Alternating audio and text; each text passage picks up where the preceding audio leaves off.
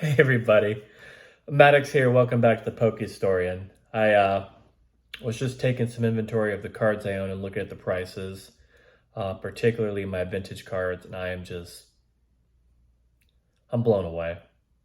Like, what the actual hell is going on right now? I have never seen some of these vintage cards go to the heights they are. Like, this is absolutely insane.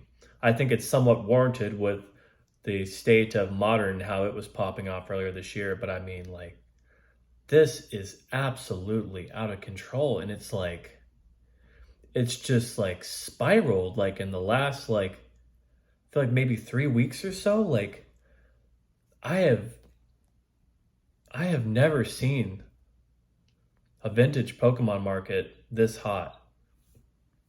In my last video, I said like the COVID market was pretty hot, and I still think that's true to some level. Like, it was quite a good time to be into vintage Pokemon and selling them. But this is starting to make COVID look like it was just like the warm-up race. Like, this is getting out of control.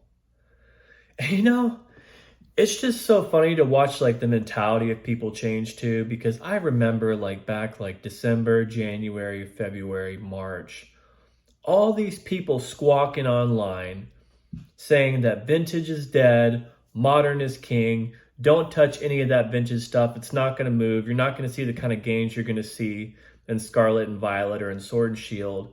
Where are those people at now? Where are you at? Are you scrambling to buy vintage cards now? I bet some of you frickin' are.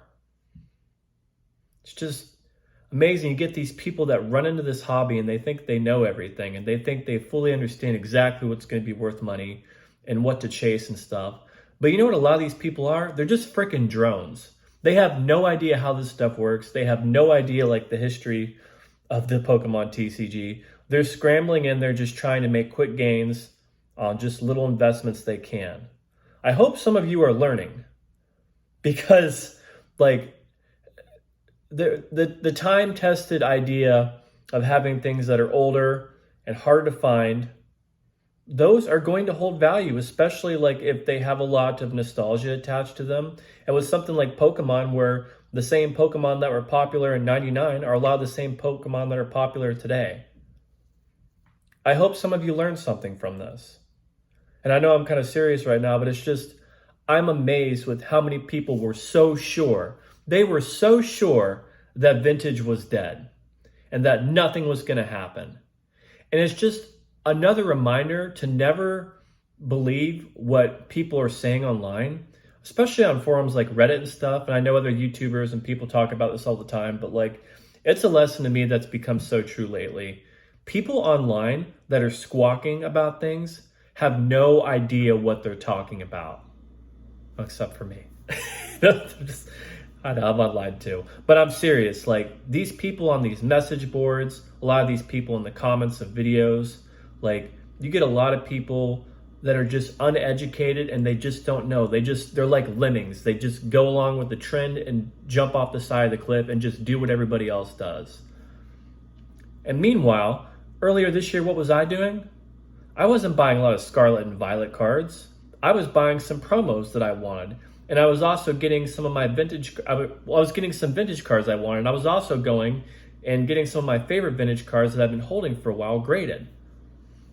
I got about 5 or 6 of my vintage cards graded back in like January.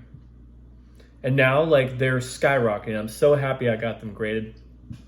I've sold some vintage cards now for incredible prices.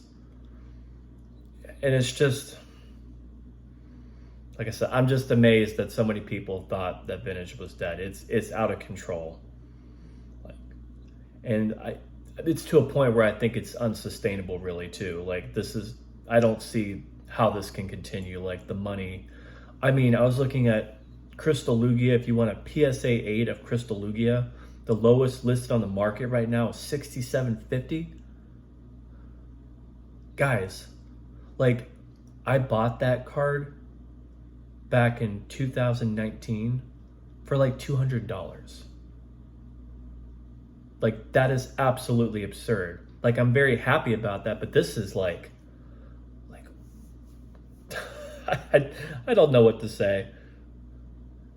Anyways, let this be a lesson though. Like, whatever the hype is chasing, whatever everybody else is doing, and they're so sure that's the right thing, don't do it. Do what you want to do and look for opportunities where other people aren't. Because if you just chase trends, you're never going to get anywhere in this world. You got to do something different. You got to buy what other people aren't buying, and you have to think for yourself. Anyways, that's all I got to say. I know I'm feeling kind of serious today, but I got nothing more to say about it. Have a wonderful day.